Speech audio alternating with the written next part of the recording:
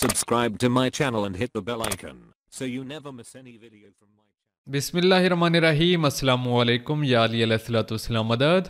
मुमिनीन करम, एक दो सवालात मुझसे बहुत ज़्यादा किए जाते हैं तो मैंने ज़रूरी समझा कि आप लोगों तक उनका जवाब दे दूं। एक ये कि फ़र्ज़ नमाज़ों के साथ आपको पता है कि नाफिला नमाज़ें भी होती हैं और उनका हमें हुक्म है कि आप फ़र्ज़ नमाज़ों के साथ नाफिला नमाज़ें भी पढ़ें। अगर हम नहीं पढ़ेंगे तो एक ये सवाल ये था कि अगर हम फ़र्ज़ नमाज़ों के साथ नाफिला नमाज़ें नहीं पढ़ते तो क्या उनका हमें कोई अज़ाब मिलेगा, और अगर हम पढ़ती हैं तो हमें उनसे फ़ायदा क्या होगा।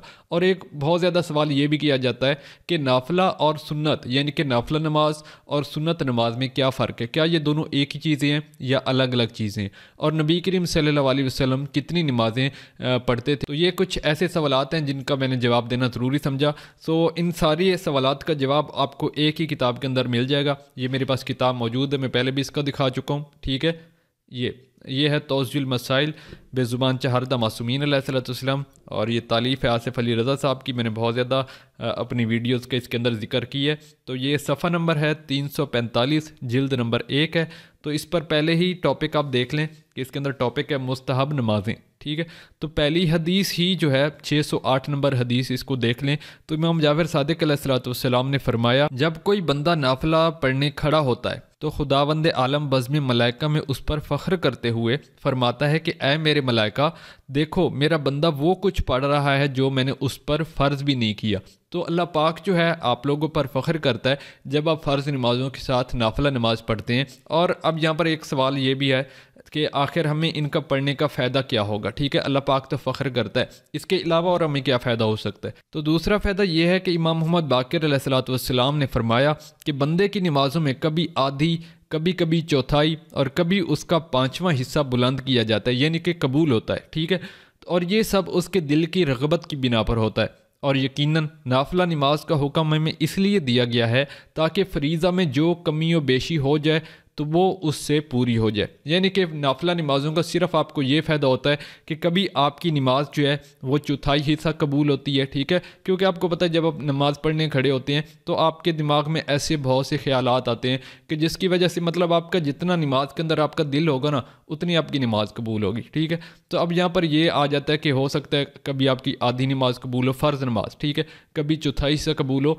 तो ये जो कमी बेशी रह जाती है फ़र्ज़ नमाज़ों के अंदर, ये फिर उन नाफिला नमाज के साथ जो है वो पूरा किया जाता है। अब यहाँ पर जो सवाल किया गया कि नबी करीम सल्लल्लाहु अलैहि वसल्लम कितनी नमाज़ें पढ़ा करते थे, तो यहाँ पर ये हदीस है, हन्नान से रिवायत है कि उमर बिन हरीस ने इमाम जाफ़र सादिक़ अलैहिस्सलाम से सवाल किया जबकि मैं भी वहाँ पर हाजिर था कि मैं आप अलैहिस्सलाम पर फ़िदा हूँ, मुझे ये बताएं कि रसूल अल्लाह सल्लल्लाहु अलैहि वसल्लम किस कदर और किस तरह नमाज़ पढ़ते थे। तो इमाम अलैहिस्सलाम ने फरमाया, ज़वाल के बाद 8 रकत नाफिला ज़ोहर पढ़ते। ठीक है, सबसे पहले ज़ोहर की 8 रकतें पढ़ते और उनके बाद 4 रकत फ़रीज़ा ज़ोहर पढ़ते, और ये पहली नमाज है जो फ़र्ज़ हुई। ठीक है, तो ज़ोहर नमाज जो है पहली नमाज है जो कि फ़र्ज़ हुई थी, और उसके पहले आपको 8 रकतें नाफिला पढ़नी पड़ती हैं। उसके बाद 4 रकत जो है ज़ोहर के फ़रीज़ा हैं। ठीक है, और उनके बाद 8 रकत नाफिला असर पढ़ते और फिर 4 रकत असर फ़रीज़ा पढ़ते, फिर मगरब की 3 रकत फ़र्ज़ पढ़ते और मगरब फ़रीज़ा के बाद 4 रकत नाफिला मगरब पढ़ते। ठीक है, बाद अज़ां इशा की 4 रकत फ़रीज़ा पढ़ते,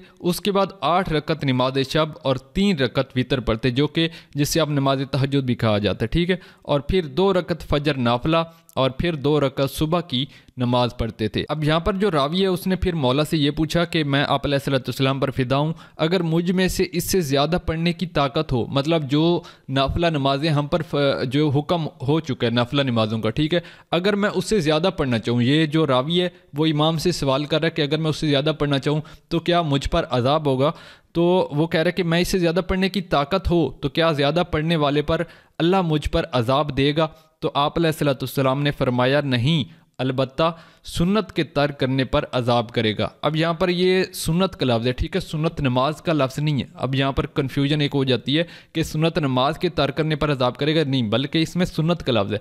सुन्नत का मतलब ये है कि सुन्नत है کہ مطلب اب فجر کی اگر 2 رکعت نماز نافل ہیں تو اگر آپ 2 کی بجائے 4 پڑھیں گے تو آپ نے سنت کو ترک کر دیے، تو اس کا آپ کو عذاب ہوگا۔ اب یہ یہاں پر کوئی یہ سمجھے کہ بھئی سنت نماز کے ترک کرنے پر عذاب ہوگا، تو سنت نماز کا ترک کرنے پہ کوئی عذاب نہیں ہوگا، ٹھیک ہے؟ وہ صرف آپ کی جو فریضہ نمازیں ہیں نا اس کی کمی بیشی کو پورا کرنے کے لیے آپ کو نافلہ نمازیں پڑھنی پڑتی ہیں۔ تو یہاں پر سنت کے ترک کرنے پر عذاب ہوگا۔ سنت کے ترک کرنے کا مطلب یہ ہے کہ اگر آپ کی ظہر کی 8 رکھتے ہیں تو آپ 4 پڑھتے ہیں اور 4 چھوڑ دیتے ہیں کہ ٹھیک ہے یار 4 پڑھو 4 رہنے دو، تو آپ نے سنت کو ترک کی ہے۔ یا تو آپ بالکل ہی وہی بات ہے نہیں پڑھنی ہے تو آپ نہ پڑھو، کیونکہ آپ کی کمی بیشی تو لازمی بات ہے واجب نماز کے اندر رہ جاتی ہے، اگر آپ نہیں پڑھیں گے تو وہ اور بات ہے۔ لیکن اگر آپ اس سنت کو ترک کرتے ہو نا کہ صبح کی آپ کی 2 نفل ہیں فجر کے، اگر آپ 4 پڑھ لیتے ہو تو آپ نے سنت کو ترک کر دی ہے، ٹھیک ہے؟ تو اس کا آپ کو عذاب ملے گا۔ ایک اور سوال جو ہے وہ بہت زیادہ ضروری رہ بھی گیا کہ نافلہ اور سنت کے اندر کیا فرق ہے؟